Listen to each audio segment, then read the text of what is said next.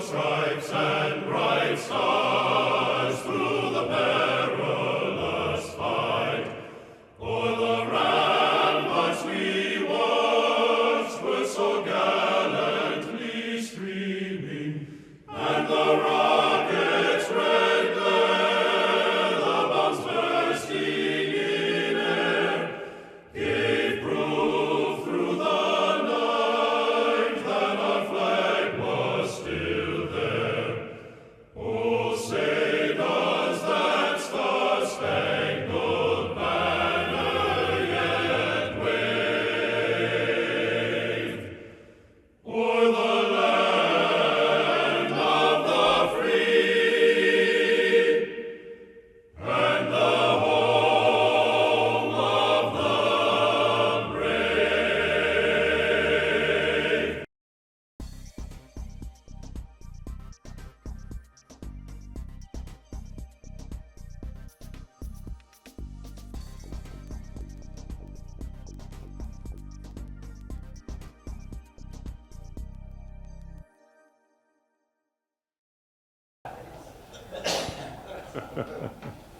Well, how many Navy people do we have here? Ex-Navy people. There you go. Good. We're going to hear about some sea stories from one of our own, Rick Barbour. He's going to talk. He's got a little list up there of different things that have happened to the Navy and so forth. So I'm just going to turn it over to you, let you go. Rick Barbour.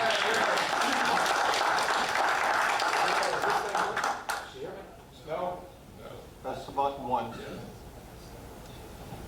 How about now? Yeah, there we go. Okay. Okay, guys, I got a lot of material here. I'm not going to be able to cover everything here. It's definitely an hour's worth, but this is a collection of sea stories, and they're listed up here. And I don't intend to cover everything on all of the slides, okay? So you'll see me brush through some of this stuff. But anyway, they're my experiences, and as I said, it's just a collection of sea stories. So we'll talk about arms runners, the Air Force, little incident I had with them, getting fired on by a Libyan MiG. John F. Kennedy was on there, collision, or I should say that should read the USS Borland collides with Kennedy. As in most cases, usually it's not the carrier that instigates the collision, it's usually another ship, because the carriers are pretty tightly run, and watch for that kind of thing. Anyway, that same night, tied into that story, we lost an F-14 over the side. Then we raced the Eisenhower over the Virginia Cape area, and then a little, coming back from the Med, we had a little flooding incident that I'll talk about, and then coming full circle back to the Mideast in turmoil again.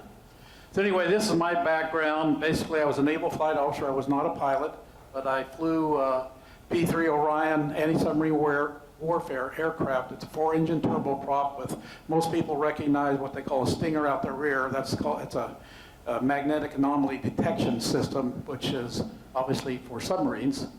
But the point of this slide in particular is the Vietnam War was still in full swing when I got in.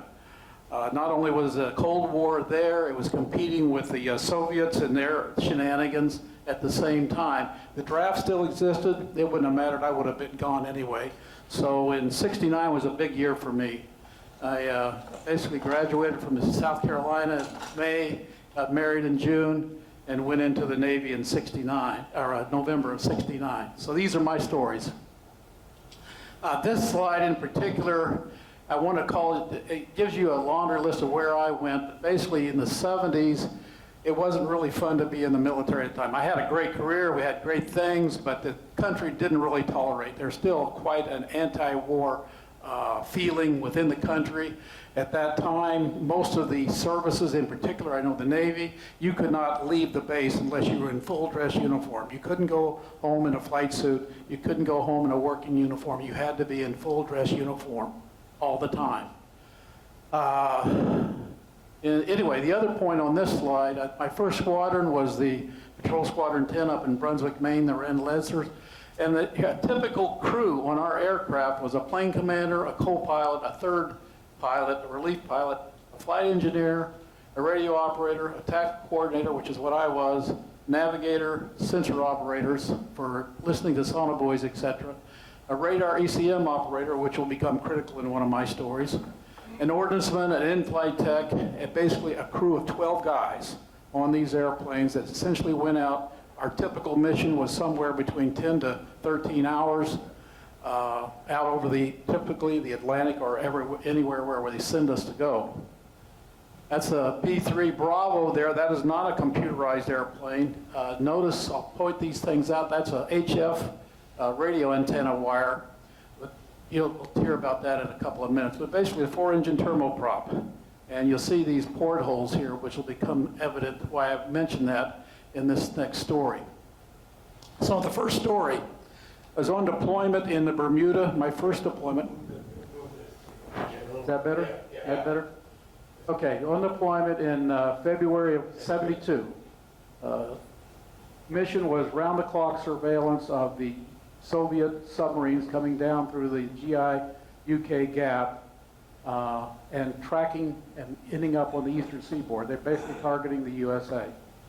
So that was our mission, round-the-clock surveillance of those kind of submarines. So we had ended up having a collateral mission. We got sent to Puerto Rico on a mini deployment, basically 2 airplane and 4 crews to identify arms shipments that were coming in from the Soviet Union, coming into the Caribbean islands. They're offloading there, and then ships would pick up stuff. In other words, there's a lot of subterfuge going on with regard to how the Soviets were getting arms and missiles into Cuba. And this is a tag-along, if you remember, the Cuban Cuban Missile Crisis standoff in the 60s with Kennedy.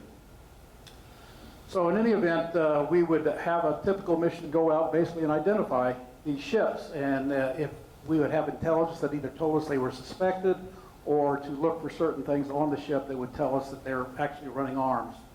The Caribbean weather they're flying in was typically hot and sunny with thunderstorms everywhere. So this is a typical Caribbean weather. This is the target that Yankee-class submarine SSBN that's out in the Atlantic off the U.S. East Coast. This is a Yankee from about 3,000 or 4,000 feet. Why he was on the surface, we never knew. We just caught him there, and we operated on him for a couple hours. He didn't like us flying around, but he was stuck. He had some kind of casualty, and that's why he was on the surface. This is what we were really doing. This is an armed runner. That's actually a sister squadron with me up in Brunswick. That's VP-44. Give you an example when I say the airplane was not computerized. This is a searchlight. We used to do a lot of searchlight missions. Literally, it's pretty bright, and we could really light up things in pitch black and identify ships at sea is what it's for. But of course, for coastal penetrations, it was also very good, particularly going up rivers and that kind of thing, hence Vietnam. They use these airplanes over Vietnam for exactly that. That was not known by the public, by the way, but it was one of the missions the P-3s were given over in Vietnam. This is one of our destroyers that's escorting this guy. So these were what we were doing. We would typically go out, find the ship, we'd fly down his starboard side, come around, get a bow shot, taking pictures, come around, on the port side, get another set of pictures, do a stern shot, and what this guy's about ready to do is dip his wing about another 45 degrees so he can get an overhead on the ship. This is all intelligence gathering. So this was our typical profile. Here we are in Puerto Rico. We were based out of Rosie Roads, Roosevelt Roads, Naval Air Station down in Puerto Rico, and we would typically fly out this kind of a profile, go round and round. And that's what we did for about 2 months, identifying ships. We would sometimes come around here, go into the Windward Passage between Cuba and Haiti and the Dominican Republic, and then come back around. So in any event, we were on our way home, that is to Bermuda, up here in this area. Is this thing acting up? I keep putting my finger in front of it. Nevertheless, Bermuda's up here. We were on our way home when it occurred right about here. We were essentially climbing up to altitude. I got to cover this too. Excuse me. We're climbing up to altitude. This is me. This is my TACO station. I'm helping the 3P here navigate. This is the navigator station. The cockpit, what this arrow is showing you is the cockpit is to my right. we sit in the airplane longitudinally, and so looking right or left, you're looking up and down the tube of the aircraft. And this will become clear in a moment. So I just wanted to point that out. So we were on our way, climbing up into altitude, reached about 20,000 feet, when all of a sudden we have an uncommanded dive. The airplane is literally diving into the ocean from 20,000 feet. We were, thrown into that uncommanded dive. I basically, like anything else, time kind of slows down. So I'm looking to my right, and I'm literally looking down and seeing water in the cockpit windows, seeing my pilots standing on their instrument panel with the yoke to fly the airplane in their laps, trying to pull the airplane out from this dive. I could see out the starboard portholes, left and right. Even though I was centrally located in the airplane, all I saw was water through those portholes. So basically, and I didn't mention that. Surprised somebody didn't catch it. Oh, thought I had it here. There it is. Pakyag. I don't know. That's a military term. It's not particularly Navy, but bend over and kiss your ass goodbye. That's what I had. This is the first one I want to call out because I really thought we were going to buy the farm in about 30 seconds. So anyway, we basically, the electronic bays and the inside the airplane were exploding. Gear was coming out of it. The airplane was being just tossed and tumbled. One time I think we actually did do a flip, but I don't know about that. That's what it felt like. But anyway, the pilots told me they pulled it out at 150 feet and essentially cruised on, and we flew straight and level for about 20 feet at about 300 feet, and then went up to safer altitude, like 5,000 feet, to continue flying and assess what was damaged and what wasn't. So we decided to go on back to Puerto Rico, not to Bermuda, which is where we were headed, and assess the damage. We found out that we had our radome was gone, dented and pieces of it there. The radar was actually gone. That HF wire I pointed out to you, that was trailing, which is about 100 feet of cable, if you will, trailing the aircraft, which is quite dangerous because when the P-3 lands, it throws its turboprops into reverse, or actually it pulls back like that. So the props literally turn.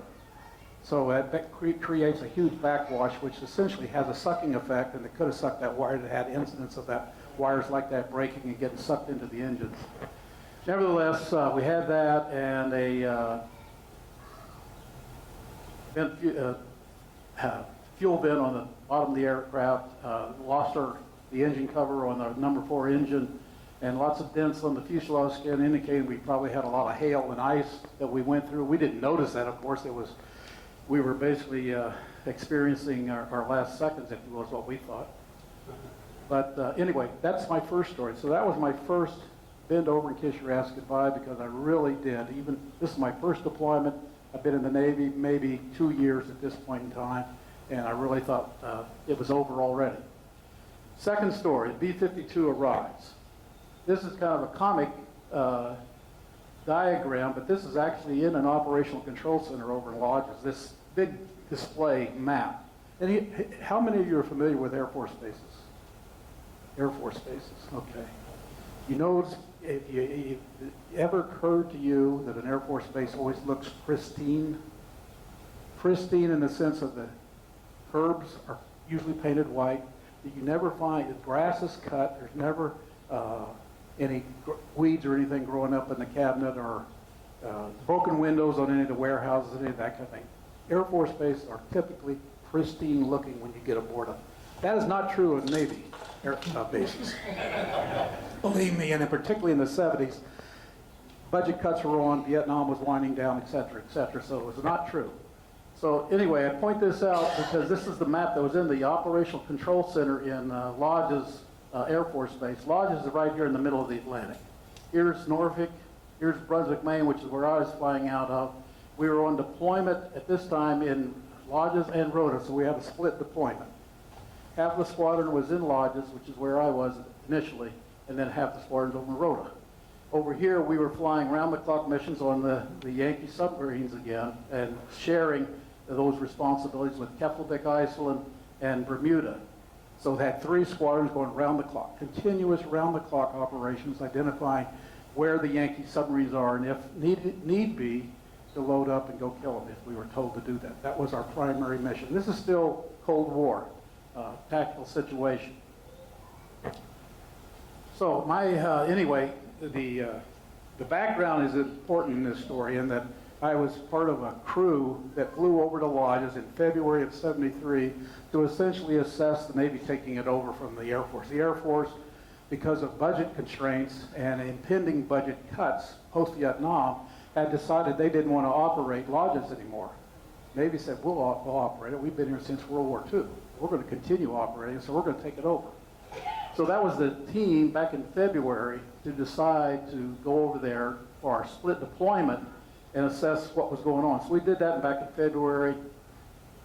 And there's another shot of a P-3 Bravo. That's the skipper's airplane in Lodges. Huge infrastructure decline within 6 months. It was absolutely incredible. I had seen it when it was a typical Air Force base. It was actually an old SAC base, Strategic Air Command. And B-52s and fighters for forward air defense. But nevertheless, so you go to the base and you see that the curbs are not painted anymore. There's grass growing up in the weeds and all the cracks. The unused buildings now have their windows broken out. It was a drastic decline. It did not look like an Air Force base anymore. There were no amenities like you typically see on an Air Force base, like the Follow Me truck. In that movie, Strategic Air Command, by the way, you saw Follow Me trucks always going out and greeting the airplane to pick up the crew and everything. Well, they didn't have that anymore.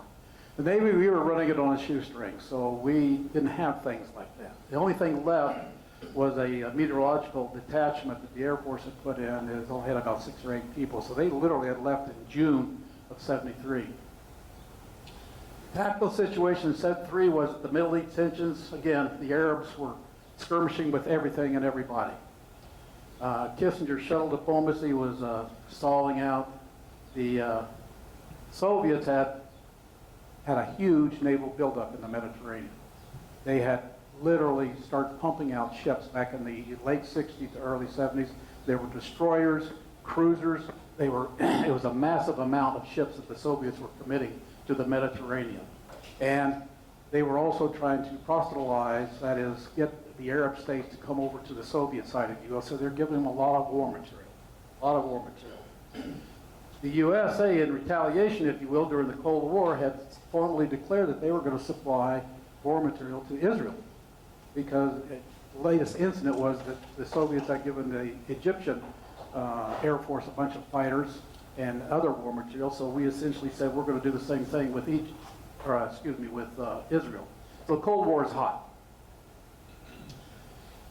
This is Lodges Field from ATC, the Air Traffic Control Tower at Lodges Air Force Base. That's the Navy hangar, which is where we were running things out. The tower still operated, but the Air Force was gone. We had to put our people in it. But that's where we were operating out in the 70s. So we were doing round-the-clock operations with the other squadrons, and we were anticipating the Middle East skirmish that actually occurred. So we started, the U.S. had started ferrying F-4s, A-3s, fighters and support aircraft from the U.S. over to Israel. I mean, they were using reserve military pilots. They were using contract pilots. They were using anybody that could put in an airplane and get over to Israel. Now, as typical things happen, typically the airplane would be flying over there with Air Force supporting with tankers, particularly on the jets, and the airplane would typically have a malfunction and end up having to land in Lodges Air Force Base. And of course, they get stuck because they're waiting for parts. So we were getting crowded with a lot of broken airplanes. They eventually would get fixed, but it took time. So the point I'm getting to is Lodges Field, it had 10,000-foot runways. It didn't have that much apron space. It had apron space for, 2 squadrons of B-52s, but still, we were filling up with just parking aircraft. So we had to break some safety rules like parking an A-4 under the wing of a C-5, and then, of course, the attendant leaking of fuel and stuff like that. It was not a good situation. So in any event, I was a duty officer one day, and I had a GCA radio in the duty office, because I was basically doing that. So they'd hand off for parking. They'd hand any aircraft coming through. They'd hand it off to us to tell them where to park, et cetera, et cetera. So it was light that day, and I got just happened to hear on the radio about 11:15 one day in my watch, an aircraft talks into the GCA, the Ground Control Authority, and they're requesting a follow me truck. They said negative on that, contact the Navy Squadron Duty Officer, which he did. And said there's no SDO truck, or excuse me, follow me truck. But in any event, they asked for fuel. I told them that we have to wait. The only thing I had available to transport their crew was a quarter-ton pickup truck, a typical pickup truck. That's it. And with a crew of 8, they was going to probably take at least 2 trips. So they asked for that. They asked if there were any Air Force aircraft around. I told them no, there's no Air Force aircraft on the field at the time. And the plane commander, actually got on the line. He seemed a little bit exasperated. He was a full colonel in the U.S. Air Force. And he wanted to get cleaned up and go for a meal at the BOQ. So he said, he also asked, hey, can a senior officer in charge give me a tactical briefing? I forgot to tell you that I had confirmed that the aircraft turning off, it was a black B-52 turning off the main runway and coming back toward our terminal. In any event, I continued conversing with them, and they said, well, who is the senior officer in charge? I said, that would be Lieutenant J.G. Richard E. Barbour, USNR, sir, et cetera. He said, okay, roger that. And he said, we'll be there for the briefing in around 1300. And I said, okay, that's about 30 minutes or so. I can handle that. And because I was in charge, I gave the briefings. So I'm the senior officer in charge, right? And of course, my squadron, we were going around the clock, so the actual senior officer in charge, who was my executive officer in the squadron, he was out flying at the time. So I sent my assistant duty officer down there in that haze gray Chevy pickup, pick up the crew, took 2 trips as I expected. Here's a typical B-52 crew. I just pulled this picture right off the internet. So as it would be, I had a colonel, a major, 2 captains, 2 first lieutenants, 2 second lieutenants, all in freshly pressed Air Force flight suits and wearing garrison covers, extremely bright rank insignia. So I'm thinking, geez, these guys just flew a 10 or 12-hour mission somewhere in the USA. How they have what looked like freshly pressed flight suits coming out of their airplanes? I was really puzzled about that. So the major, a thin mustache guy, blue-eyed blonde guy, comes up and says, okay, when's the senior officer in charge coming for the briefing? He said, well, you're looking at him. And he said, you are the senior officer in charge? I said, yes, sir. And I explained to him that the real senior officer in charge was my commander, who was the executive officer of the squadron. He was out flying. And the only other senior officer he had was our maintenance officer. He was a lieutenant commander at that time, but he's out flying too. So what you see is what you get. It's me. So even though there was a NATO Portuguese colonel on the island, they never interacted. At that time, NATO and the U.S. Air Force and the U.S. Navy were really not interacting on a daily basis at all. And he wasn't around, and we didn't interact with him at all. So U.S. Air Force had terminated all operations. So this is what you get is what you see here. So basically, the major goes back and tells the colonel sitting down in the front row in the operational control center this information about who is the senior officer in charge and everything. And basically, he then addressed me and said, well, Lieutenant J.G. Richard Barbour, USNR, I don't think I've had the pleasure of so junior a senior officer in charge. I mean, I had literally been in the Navy barely 2 years. I just turned JG. So anyway, he said, please pass my best wishes to your commander when he's available. What's his name? So I told him I went through the rigmarole of where the XO was, and who the CO was, and he was over in Rhoda, etc. And then he said, go ahead and give me the tactical briefing. So I did. And he asked a couple of questions about other Navy and Marine Corps assets and the Soviet activity in the Atlantic Theater, which I gave him. And he asked about, hey, were you going to be at the Oak Club later in the evening? I said, no, I'm on duty till tomorrow morning. He said, could you ensure that the next oncoming duty officer gets the word about our crew and that we want to depart about 11 o'clock the next day? So I passed the duty officer's telephone number to him and then the major. The colonel made sure the major wrote that down on his aviator knee pad, if you will. And the piece de resistance that are in this whole thing is that the operational control center air conditioning was broken, so it was absolutely sweltering there. These guys are in flight suits. I'm in a flight suit. Everybody just sweating like crazy. It was not a pleasant place to be. The other thing is during the briefing, I noticed that back row, the junior officers behind the colonel and the major, they're sniggering and kind of enjoying the whole Colonel, Lieutenant JG interchange. And eventually, the colonel gets up and starts walking out rank order, mother duckling style. So you got colonel, major, second lieutenant, first lieutenant, etc. So they all troop out. And the colonel was seemed to be mumbling to himself in the major about something about regarding the Navy and the insufferable situation he found himself in, the whole infrastructure decline of the base. He was not a happy camper at all. So the aftermath, next morning, my XO comes in and had a grin on his face, recounted his conversation with the Air Force colonel, who stated that he was impressed with my tactical briefing, tongue-in-cheek, in other words, he really wasn't impressed, and that he would be recommending the Air Force seniors that they do not abandon Lodge's Air Force Base and to immediately reacquire the operating authority, etc. He was not a happy camper. He had also heard that my assistant duty officer, who was an enlisted guy, was informed by the B-52 crew that our pickup service was not up to Air Force standards. So we both laughed and went on about our way. So anyway, the Lodges still remained in the USN control, but this is a pre-runner to the next story I'm going to tell you, and then again, the tactical situation in the Atlantic and the Mediterranean was actually pretty hot in the mid-70s. So this is a graphic of the Mediterranean, if you will. Here's Rota, Spain, which is where we are operating out of. This is the LaGuardia. If you heard about the LaGuardia, Franco was still in charge in Spain. I can give you this in particular because ubiquitous as they were, they also were ubiquitous with their machine guns. And we had this case made to us very pointedly when we took over from the squadron we relieved, because they had 2 dead sailors in the morgue, because those 2 dead sailors thought that they could blow through the U.S. Base guards and the LaGuardia without stopping. As it happens, the LaGuardia had the reputation for shooting first and asking questions later, and that's exactly what happened to these 2 unfortunate Navy enlisted guys, because they ended up being shot in the back by the LaGuardia, no questions asked. So it was a tense situation, is what I'm getting at.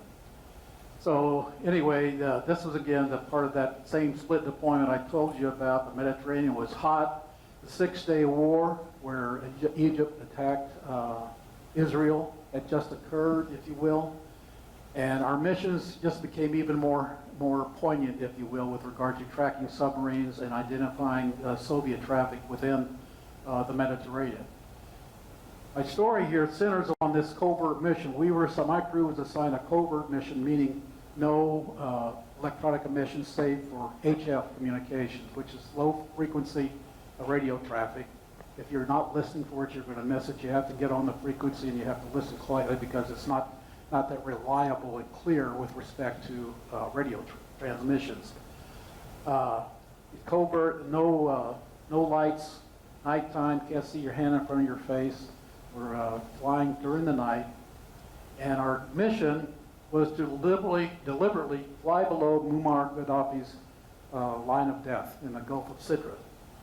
If you remember that, he had publicly declared that, made a big deal about nobody can fly into what he considered his airspace down there in the Gulf of Sidra.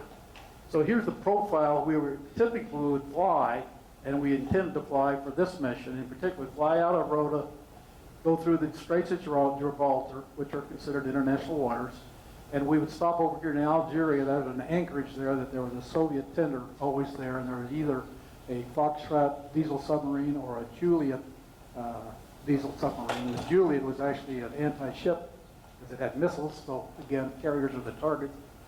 And there was always something going on there, so we always did an Algerian anchorage check, and then we continue on here identifying things, fly down to Tripoli and into the Gulf of Sidra. That was the plan. Here's what happened. So here we are flying and coming around this corner when my ECM radar operator calls up, notifies the crew. He basically says, bend over and kiss your eyes goodbye, ask goodbye, guys, because we got a missile inbound. It impacted about 30 seconds. As our ECM gear, which was pretty primitive back then.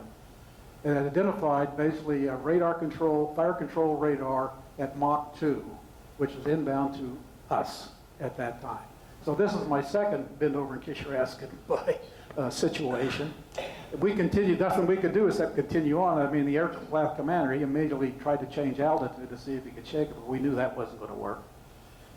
So in any event, that one actually turned out to be what we think was an F-14. We never knew exactly what the aircraft was. Again, because of the tactical situation, you had a carryover here in the Eastern Med, and there's one over here in the Western Med. An aircraft carrier considers it's operating 200 nautical miles around the center of the carrier. So anything that penetrates that, it's going to come out and look at or view it as a threat until it is identified. We think it was an F-14. The pilot, the plane commander, saw an airplane come in at Mach 2, slow down, hover, if you will, hover in the sense of moving around the airplane, identifying us. We turned on our running lights at that time because we didn't want an air-to-air collision, but we continued on with our mission as according to our HF controller. There was a controller that actually was talking to us out of Rota, but he had contacts directly in Tripoli. So he was telling us when MiGs would be loaded or when they are taking off, etc. So we continued on this mission around here, and then at about, which in reality is only about 10 minutes flying time, about 20 miles or so, something like that. The aircraft commander reports back, I've got tracer fire across the nose of the aircraft from the starboard side, and we had pre-briefed on our escape plan if this event occurred, basically dive for the deck and head toward Malta. If Malta did not have an airstrip for us, but we weren't going to go to Algeria or Gulf, which were Soviet dominated at the time. We were not going to land that airplane at any runway like occurred over in China, if you will. So our plan was to ditch the airplane and then hopefully get rescued by somebody out of Malta or one of the carriers. And that's what we were headed out to do. So we believe it was a MiG-25. We actually got told by our HF controller later in a debrief that it was a MiG-25, and this is the MiG-25.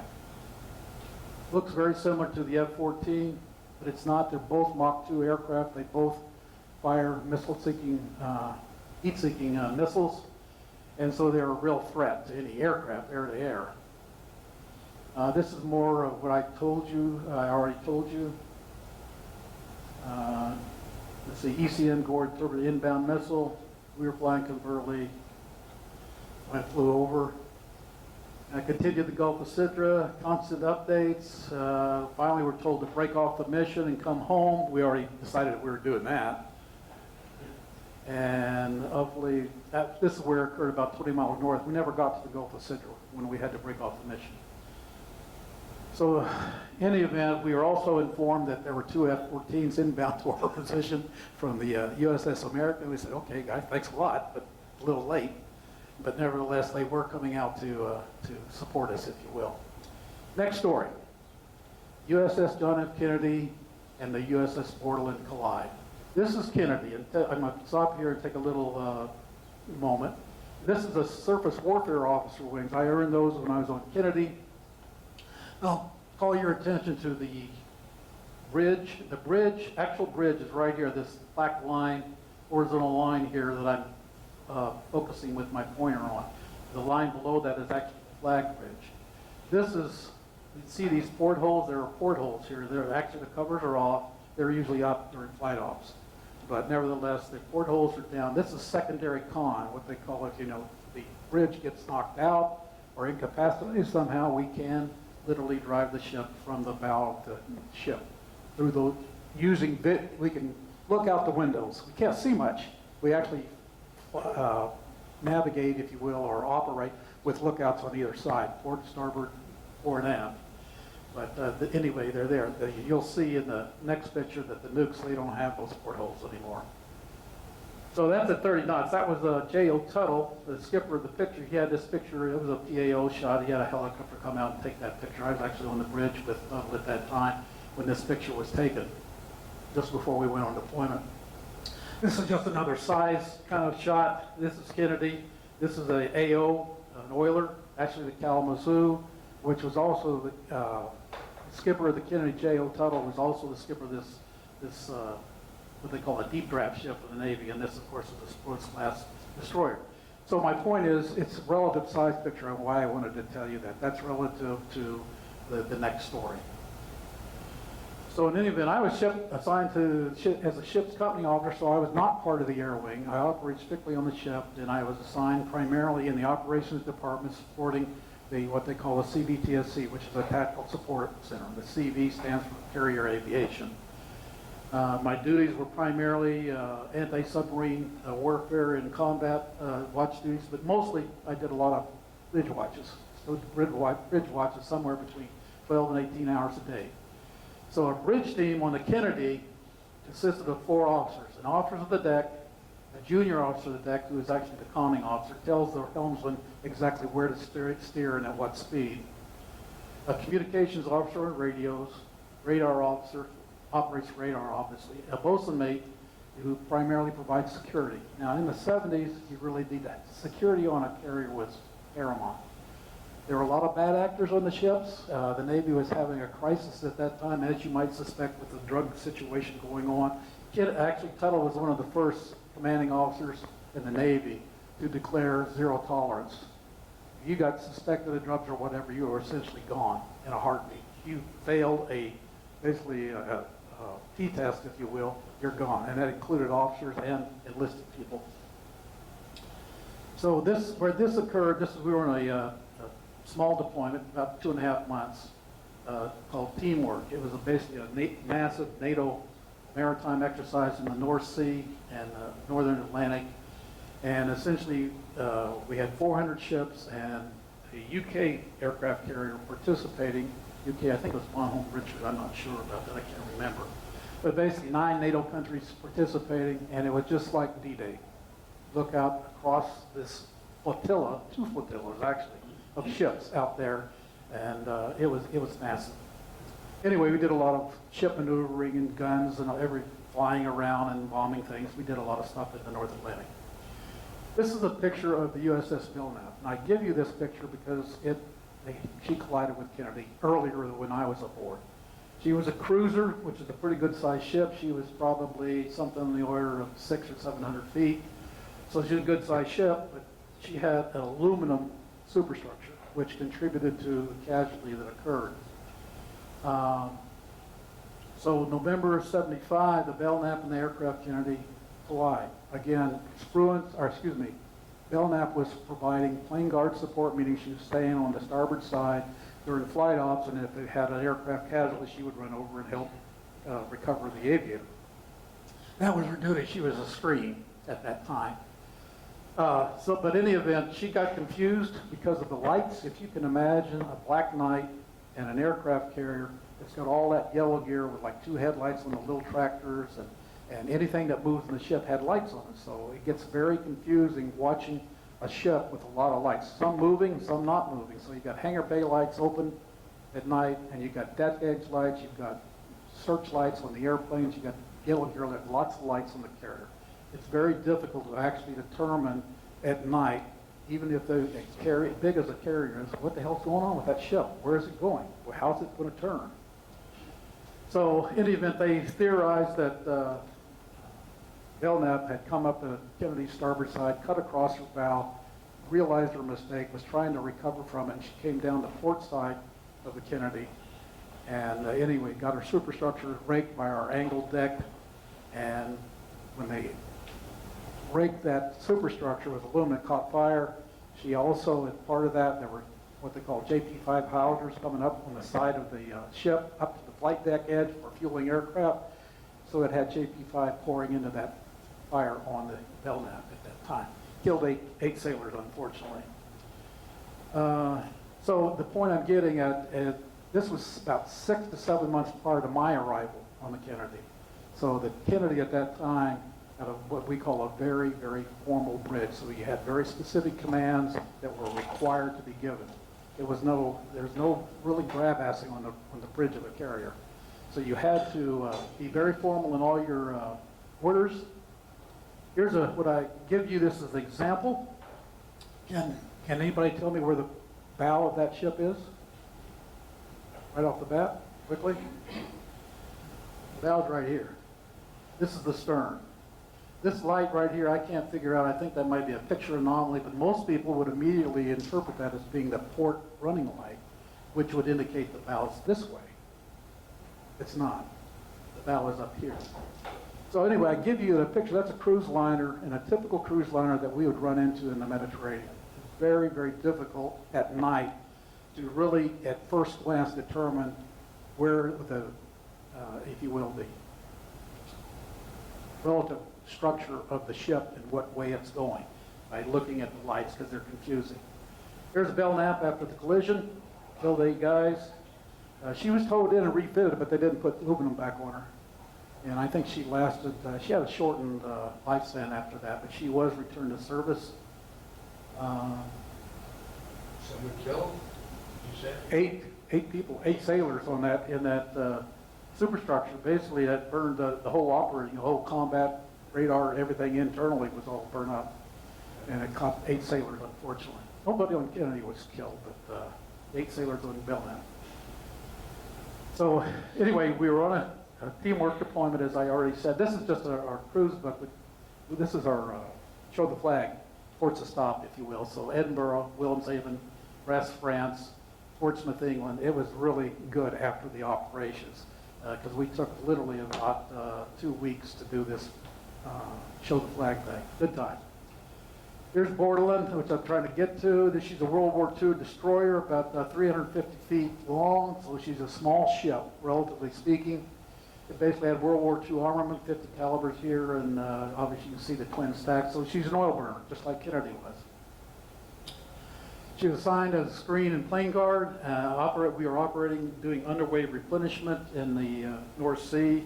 She needed fuel, so the carrier, we were supplying her fuel from the carrier to the borderline. She had a steering casualty loss, meaning she lost steering, she couldn't steer the ship, and basically was sucked in to the Kennedy side. We were probably traveling about 15 knots. I had just got off watch about 30 minutes prior to that. In my stateroom was right above where the sponsons that were hit. I had damage on the starboard side of the ship, which I'll get to in a moment to show you pictures. But basically right after elevator number 1, nothing affecting operability. We had a bunch of holes poked into the side of the, not the side of the ship, but the sponsons of the overhang of the carrier. But anyway, the point being, this is my stateroom. Under my stateroom, this occurred. I never heard the general quarters alarm, never heard the collision alarm. Somebody had to come down and bang on my door to get me up because I was knocked out. I was getting asleep. And the reason is because I was the general quarters OOD. I had to get up to the secondary con, that place on the front of the ship that I showed you where secondary con was. That was my GQ station. So in any event, that was exciting. And Borderline, my stateroom was right about in here. This is the sponson that was damaged, which is right underneath. That's a missile battery right there. But that sponson supported that missile battery, but the damage was primarily here. That's elevator number 1. The picture is obviously taken from elevator 2. And that's actually the Kalamazoo at the unrepping with that at that time. Here's Borderland after we had the collision.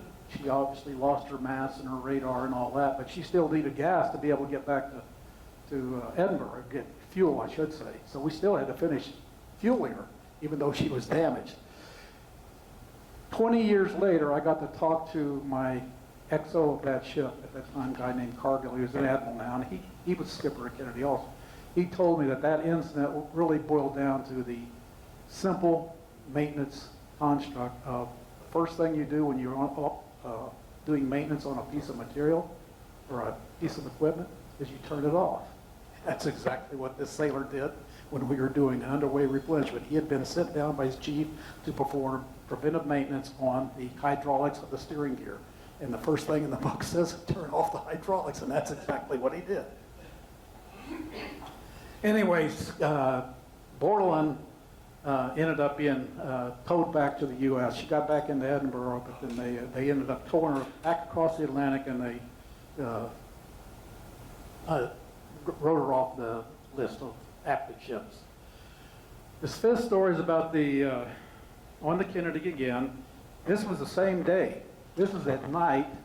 We're doing carrier ops, and an F-14 had trapped, was getting ready to turn off, so the pilots had popped their canopy, getting ready to get out, when the F-14 had an uncommanded acceleration to its engines, and it literally went off the angle deck. The pilot and the Rio punched out, if you will. They landed back right on the carrier deck. We didn't have to go find them or anything. We knew exactly where they were. The only casualty was actually a lineman. He was trying to throw chocks under the wheels of that F-14 to stop its forward movement, but it just bounced right over it and went over the side. The significance of that, of course, was that they had 2 Phoenix missiles, and the Phoenix missile system was the most sophisticated air-to-air combat system that existed in the world at the time, along with the Phoenix missiles. At that time, the Phoenix missile system and the F-14, it could track simultaneously 6 air contacts and send missiles to them if it wanted to. So it was very sophisticated, and then the Russians in particular really wanted to get a hold of that system if they could. So in any event, the Navy decided to plant or station a cruiser or a destroyer or a submarine, and they went through all 3 during the 58 days it took to recover that aircraft. Here's the F-14 again. Those are actually the Phoenix missiles that were on board that went over with the airplane. And this is the airplane being hauled up from about, I think it was in about 2,000 feet of water in the North Sea, just north of Scotland.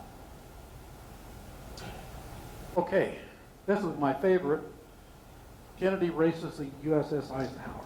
So we had finished deployment. We were getting ready to go out on another deployment, so we were doing what we call refresher training out in the Atlantic Ocean on the eastern side of Virginia, they call it the Virginia Capes area.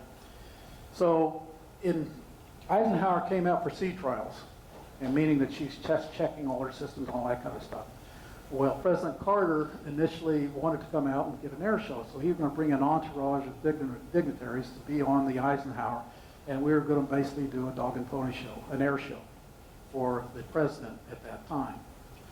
So we were literally flying Kennedy aircraft, F-14s, A-6s, S-3s, E-2s, A-7s, the whole entourage of our air complement over to Eisenhower. They were repainting Eisenhower insignia on it and repainting projected air wing squadron insignia on our aircraft, and we were flying catapult shots, trapping, and loading them up and doing a big dog and pony show. I happened to be standing the 4 to 8 watch on the bridge when this was all going on. Here's Eisenhower.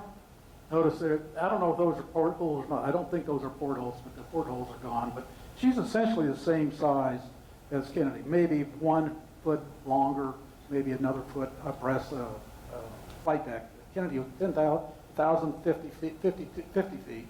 I think Eisenhower was 52 feet. Across the angle deck, the breadth of the flight deck was 275 feet. So essentially the same sheet. Kennedy, I meant to tell you this earlier, Kennedy was supposed to have been a nuclear ship. McNamara, if you remember the famous McNamara budget boys, they got a hold of it, and she ended up being an oil burner, excuse me. Anyway, the advantage of that is we got the 2 additional evaporators put into the ship, so we didn't ever have water problems like a lot of Navy ships do. You get water on a ship via an evaporator that produces, if you will, evaporation, as the name implies, gives you fresh water. A lot of small ships, particularly destroyers, had a lot of problem with waters at the time. Anyway, that's Eisenhower. She was out there.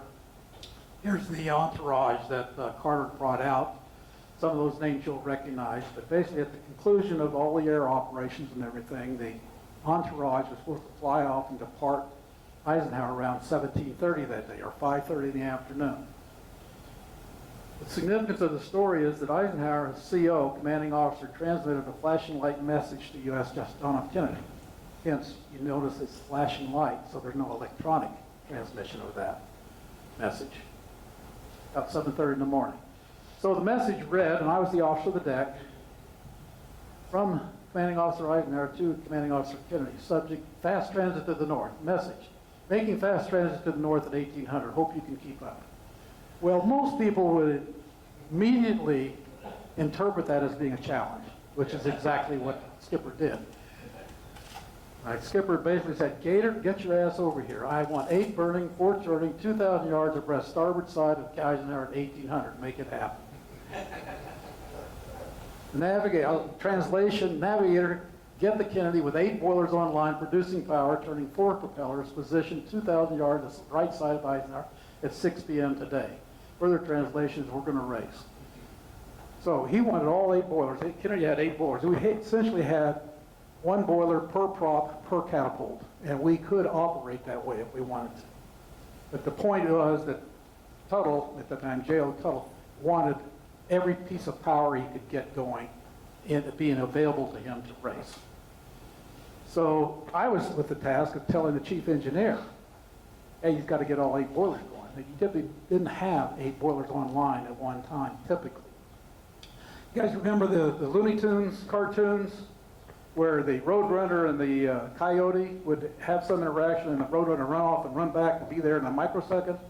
When I informed via intercom the chief engineer that was on the 3rd deck, about 20 feet below the waterline of Kennedy, it was like that. In a microsecond, he traversed 10 decks up to the bridge from Engineering Central, if you will, and was eyeball to eyeball with the skipper, basically pleading his case and says, I've got 2 boilers torn apart in maintenance mode. I can probably put one of them back together, but the other one, there's no way I'm going to get it back together and operational.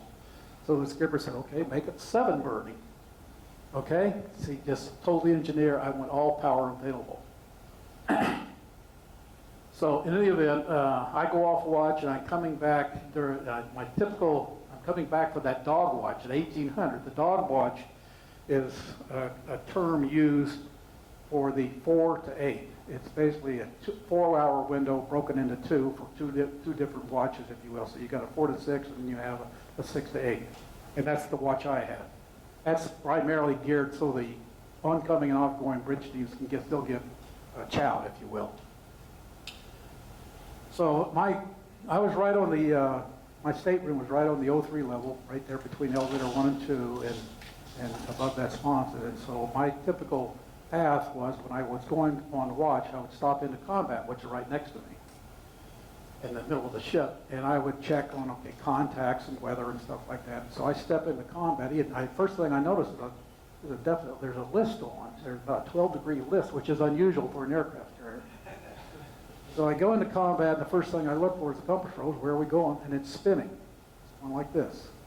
And the knot indicator is creeping up to over 30 knots, about 32 knots, and I can see it's still moving upward. So I go to the watch officer and say, what the hell's going on? He said, we've been turning donuts out here in the water for about 2.5, 3 hours. We're just building up speed. We want to have max speed when we come abreast Eisenhower's stern. Okay, that makes sense.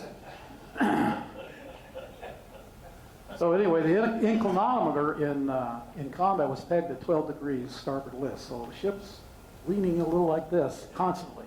So we're doing donuts. And I also looked for contacts all the time, and there was what we call a USSR AGI. It's an intelligence gatherer. It's a ship that's disguised as a trawler, but in reality, it's a signals collection agent. So they're typically following our carriers wherever we are. Wherever we have a carrier, there's going to be a Soviet AGI out there. And I noticed that she had stationed herself about 10,000 yards north of Kennedy and Eisenhower at the time. So anyway, the 1730 it departs, and we know we're clear from Eisenhower. And when I finally got up to the bridge to turn over the watch, I have this large number of what we call snipes, which these are the boiler technicians, the guys that run and maintain the boilers of the ship. And the skipper had invited all of these guys up to see their machinery perform, how they're going to do the race. So the bridge was covered with these enlisted guys. And some of them are pretty oily too, and that's why they call them snipes. In any event here, large number of snipes had turned over and discussed the situation with the outgoing officer of the deck. He said, yeah, everything's set up. We've discussed with the quartermasters. We figured out when we have to roll out and level the ship, if you will, so we can race, and it's about 20 seconds before 1800. They had calculated this whole situation down. So at 1800, I mean, it really is one of those kind of victory at sea type of things. You're watching the clock tick up, and at 1800, we're literally crossing the stern of Eisenhower on the starboard side. Rooster tail shoots out from the Eisenhower, who was a nuke now, I don't know if I mentioned that, but the water tail, it goes over her flight deck. It's higher than her flight deck now. The flight deck from Kennedy and Eisenhower, and most of the supercarriers, is 75 feet. Waterline to the edge of the flight deck. So I know that water was over 100. I estimate it was probably 150 feet. And we're starting to race. So we get the launch going. The helicopters immediately start coming back and forth. That's the reason, the rationale. We're doing vert trap between the two carriers, returning all this yellow gear they had borrowed from us to do all this combined air ops for the president. The other thing, notice that the trawler, the AGI, started tooting its horn. Boo, boo, boo, boo, constantly. That's distress. He realized he's in a bad situation because he just got two carriers at max speed heading right toward him. And we were. So I get down here. So procedurally, anything coming close aboard the carrier, I got to tell the skipper before I take any evasive action or something like that. The skipper turns around, didn't even turn and look at me. He just said, "Don't hit him." So I said, "Okay." I asked the helmsman. I said, "The helmsman steer 002 degrees north instead of 000, just to give me a little flake off of the bearing on the trawler." And as it happened, I mean, we were coming up on him rapidly, if you will, at 30, 35 knots, and he passes right down our port side and goes under our angle deck, which I know that means he's within 200 feet. I know that. So he passes close aboard, still shooting his horn, but of course he was out of the picture. He's old news right now. So about 5 minutes into the race, really about 18:05 or so, I just remember reading about 3,500 yards, Eisenhower started overtaking Kennedy. I mean, we're at 35 knots, and Eisenhower is starting to pass us. That is powerful and fast for an aircraft carrier. So in any event, the air boss calls down almost simultaneously and says the the wind component, which is the crosswind component that all aircraft have to take into account when they're operating with a carrier. It said it was out of bounds. The helicopters could not literally hover appropriately with over 35, probably 40, 45 knots of wind coming across the flight deck. It was out of their ability to hover and drop a load. So basically the skipper had to reluctantly said, "Make your speed 15 knots. So we went off. We had our race, and that was it. So it was only about a 10-minute race in reality. And Eisenhower pulling way ahead of us at the time. So we cleared the bridge and went back and watched basically Eisenhower at speed falling. But I roughly remember everybody was trying to take bets on what was Eisenhower doing. We think she was up to about 40 knots. By the time she got out of our side, she was over 40 knots. Next to last story. How are we doing on time? Oh, I'm over, way over. What's that? Okay. I gave you this diagram. Primarily, this is a diagram of Kennedy, but primarily right here. This is the port quarter. This little sponson right here on the port side of the ship, it's actually, you can close it off. So it just sits out there by itself, but it's got access via a hatch. This is where we store our garbage. All the bags of garbage and everything are usually stored on this sponson, and when we get an appropriate area, we'll dump them over the side and then have the Marine detachment come up and do target practice, basically shooting holes in the plastic bags to make sure they sink. Is that always successful? No. Sometimes we'll come back during flight up and, hey, there's our garbage. We're just driving through it again because it didn't sink. But anyway, that's what the port quarter is used for, and it's right here on this part of the ship. Anyway, we were returning from the 6-month deployment and doing what they call blue water ops, which means there's no bingo fields. If an airplane has a trouble, it's going to have to ditch.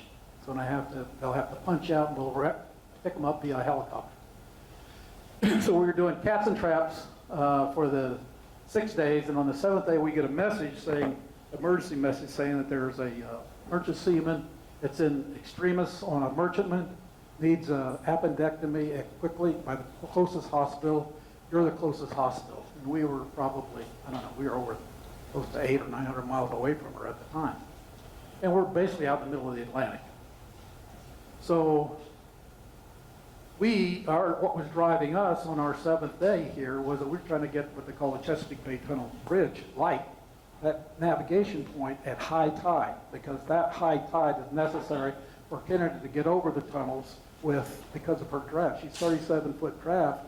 The clearance above those tunnels is at 40 feet. So with aircraft loading and fuel, the Kennedy actually, sometimes her draft will vary, plus or minus at least a foot. So 38 feet, it makes it kind of a tight fit to go over the submerged tunnels. So the plan was to immediately increase speed to 30 knots. We stripped down a SH-3 helicopter with all its ASW gear, take its dipping sonar and sonobuoys and processors, all that, any weight, anything that could be moved off was moved off. And an extended range with some external tanks. So we got the helicopter, her normal range was about 225 nautical miles, and the tanks gave her another 80 or 90 miles, a 300 nautical mile range. So the plan was then to recover the helicopter and then be steaming toward the guy, launch the helicopter, fly down, get the guy, get him on the ship, do the appendectomy, and go on into port. That's the helicopter that we stripped down. So we essentially steamed 30 knots plus knots for another 24 hours, posted fore and aft lookouts, if you will, because we knew we were coming into the shipping lanes on the eastern seaboard of the USA. I assumed the 4 to 8 watch on the 9th transit day. Again, it's another one of those black-ass nights. You can't see your hand in front of your face. It's going to be dicey because we're coming in the shipping lanes. So we're trying to meet this 12 o'clock, Pier 12 dock time at 12 o'clock, and we had to get to the Ches light by something on the order of 8:30, or I think it was 9 o'clock, to be able to get across the tunnel bridges. So we're entering the heavy shipping traffic. The radar repeater is saturated with contacts, that is ships. Nighttime, no moon, as I told you, it's a very black night. Fortunately, it was calm seas though, but we're making good time, 30 plus knots. It starts becoming heavy. The standard captain's orders are to call the captain again if we're going to have a close aboard incident with a ship within 2,000 yards, which is what I'm going to do. So here's the alidade. This is our primary tool when we're navigating among ships. Basically, you're sighting on a ship, getting a bearing, and then you watch that ship, whichever way it goes, and determine if the bearing's going to change. If the bearing doesn't change, more likely you're going to have decreasing range, meaning that you're going to collide. So anything out 10,000 yards, you keep watching it to determine its relative motion. If the bearing changes, that means you're not going to collide. You can count on that. If the bearing keeps changing, you're not going to hit him. But you might come close. It all depends on the relative positioning. So that's the tools we used on the bridge. Here's the lights. Here's what we really looked at. Anything red, you don't want to have anything to do with that. That means somebody's parked, anchored, in distress, or what have you. But these are the lights, that most ships are required by international law. In particular, I'll point out you have what they call a masthead and a range light. Just that positioning right there between the height gives you that relative positioning. If you'll notice that the higher the masthead, that's usually on the bow, usually. You have the oddities down here among the smaller ships, if you will. And then, of course, you've got your running light. Port is red, green, starboard. And then you have the range light usually near the stern. And so that's how you're able to tell at night which way the ship is going. That's a typical picture that you see out of the bridge. That's an ore carrier that was probably about 3,000 or 4,000 yards ahead of Kennedy. We were going to miss him. He's already passed our bow. But it's not, the haze, the mist is not unusual to run into. This is what I was facing. Black-ass night again. Again, just by this light, you would kind of determine that the ship's going left to right. But you don't know that until you start getting that bearing, see if that bearing changes or not. it could be just the opposite. You don't know. You don't trust everything you see, but you check it out and keep tabs on it. So this is where we were back on that graphic. Here's where we left. Here's where we're doing blue water ops out here. This is when we get the message, and we divert down toward Bermuda to go pick up that merchantman, which we did, and then on into Norfolk. So me standing the watch at that time, I started getting continuous recommendations from the Combat Information Center with regard to reducing speed to provide more accurate and precise closest point of arrival monitoring. I call the captain at the at-sea cap notifying of the anticipated maneuvering for heavy shipping. The captain asked me, do you have a CPA within 2,000 yards? No. Do you have one within 5,000 yards? No. Call me when you get one less than 2,000 yards. Aye, sir. Maintain speed. So I really thought I was going to be facing the long green table of a board of inquiry. I really felt it in my bones that with the shipping we were running into, that I inevitably was going to get into an extremist situation where I was going to have to go all back emergency or do radical maneuvers to avoid a collision. I had this in my head. I was scared to death, frankly. So in any event, I immediately ordered 15-knot reduction in speed, so the helmsman had to bring it up, and then I had him bring it back up to 30 knots. So I'm indicating that there has to be a log entry for that change in speed. It's required by the procedures of the Navy anyway. I also had the quartermaster specifically note that the captain had been called and he had requested that we maintain course and speed. Now remember, this is still that very formal bridge. The incident with the Belknap in particular, again, another lesson, if you will, is that they found that the log keeping was not that good on Kennedy at that time. So another reason why I did that. So basically, I threaded the needle between all of these contacts and had the bridge team constantly on the alidades and had 4.5 lookouts. Now normally at sea we would not have lookouts standing out there, but I did because we were in the sea lanes, if you will. And so they're telling me what they see, which is nominal, if you will. And finally, the skipper comes out and is announced by the bosun saying the captain's on the bridge. He walks up to me and says, "Where are we?" And I told him we're about 2 hours out from the Chaz Light.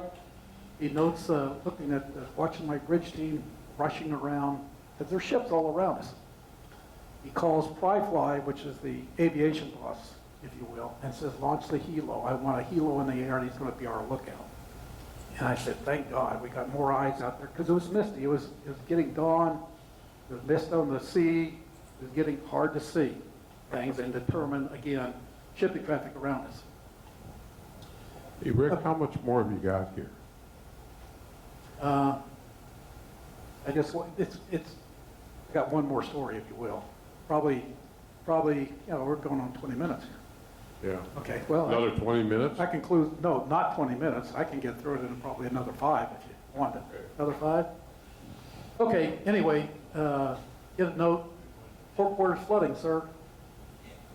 I tell him, look out to secure the port quarter, close the hatch. He says, "I can't do my job." I said, "I know you can't do your job. Just hold on 15 minutes or so. You'll be able to go back out in the port quarter." What happened, we're at 30 knots. We're pushing this wall of water in front of the ship. We cross the continental shelf. There's nowhere for that water to go as it can in the open sea, so it starts flooding back toward the back of the ship. So you get that pronounced bow up, stern effect, and the port quarter flooded.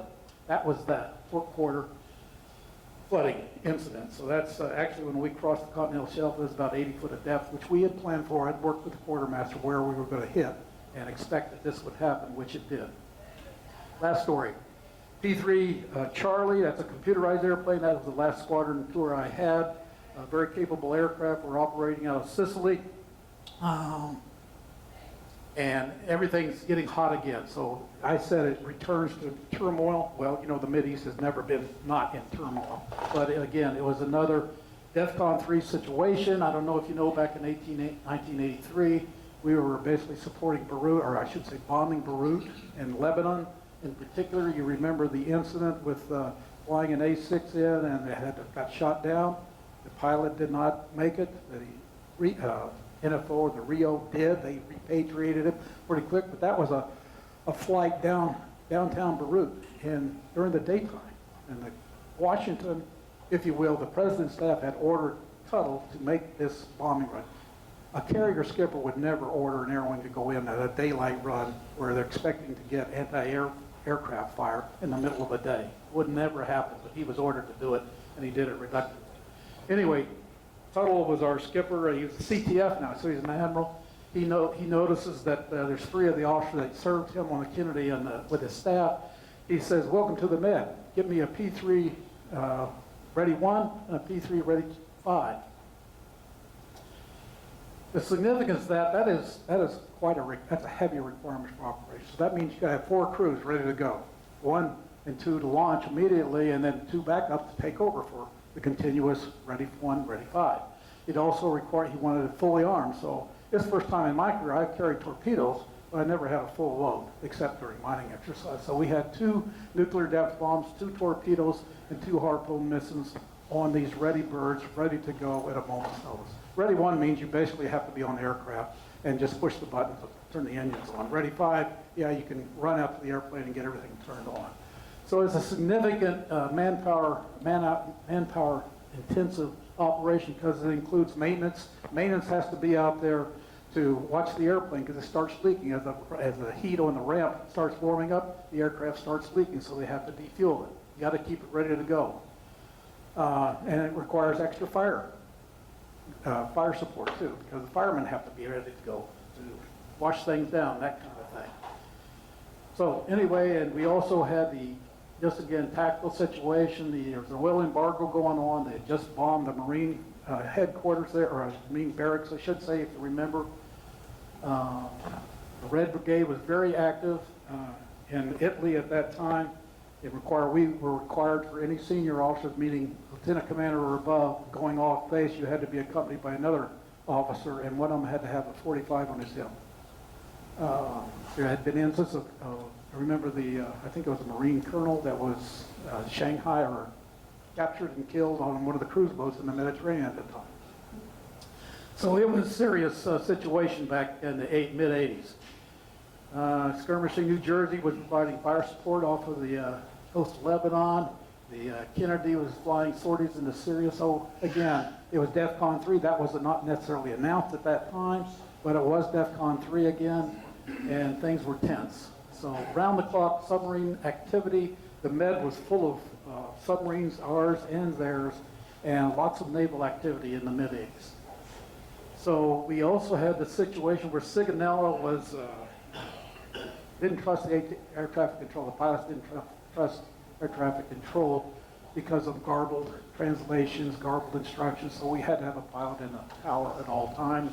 I had to go over there as the operations officer because I provided the link to covert or special mission aircraft back to the operational control center because the tower at that time had all the radios, and I had to be able to literally call the tower or use a walkie-talkie and converse with the operational control center.